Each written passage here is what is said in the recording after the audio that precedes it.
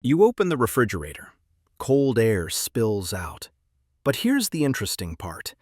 The refrigerator isn't making cold. Cold doesn't actually exist on its own. So how does a box in your kitchen keep food cold without creating cold at all? I'm going to explain how refrigerators work twice.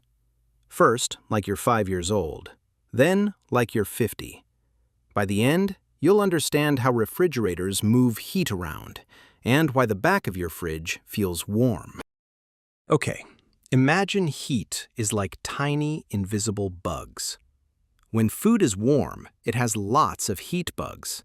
When food is cold, it has fewer. A refrigerator's job is simple.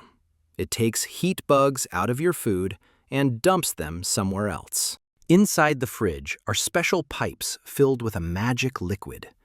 This liquid likes to soak up heat, let go of heat. When the liquid flows past your food, it grabs heat bugs.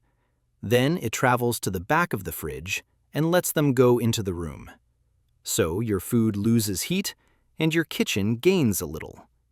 That's why the fridge feels warm on the back. So for a 5-year-old, a refrigerator works by taking heat out of your food and pushing it into the room. That's the kid version. Now let's reset, because nothing magical is happening inside a refrigerator. It's all physics. A refrigerator is a heat-moving machine. It doesn't create cold. It moves heat from one place to another. Every refrigerator uses the same basic loop: evaporation, compression, condensation, expansion. This cycle runs over and over again. A refrigerator evaporator is a crucial component of a refrigerator's cooling system. The evaporator consists of a coil or series of tubes. Flowing through the evaporator's coil is a refrigerant, a special fluid. The refrigerant enters the evaporator as a cold, low-pressure liquid. As it flows, it absorbs heat from the food and air. That heat causes the liquid to evaporate into a gas. Heat is absorbed during evaporation. That's the cooling step. The warm gas travels to the compressor. The compressor's primary function is to compress the refrigerant, raising its pressure and temperature.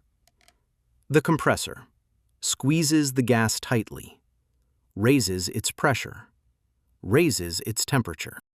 Now the hot, high-pressure gas flows through the condenser coils on the back of the fridge. As it cools, it releases heat into the room. The gas condenses back into a liquid. That released heat is why the back feels warm. The liquid refrigerant passes through a tiny valve. Pressure drops suddenly. When pressure drops, temperature drops. The liquid becomes cold again. Now it's ready to absorb more heat. The cycle repeats. Cold isn't something you add. Cold is what's left when heat is removed. Refrigerators don't make cold. They move heat somewhere else. The kid explanation says, the fridge takes heat out of food. That's correct. The adult explanation adds, phase changes, pressure differences, energy input, continuous heat transfer. Same idea, more detail. This explains why refrigerators use electricity, why overloading a fridge makes it work harder, why leaving the door open warms the kitchen, why refrigerators break if refrigerant leaks. Your fridge is quietly running a heat-moving loop all day, every day. For a 5-year-old, refrigerators keep food cold by taking heat out and pushing it away. For a 50-year-old, refrigerators use a compression cycle to move heat from inside the fridge to the surrounding room. Same idea, 2 ways of understanding it. Next time, we'll break down how energy from the sun becomes motion, light, and sound inside your house.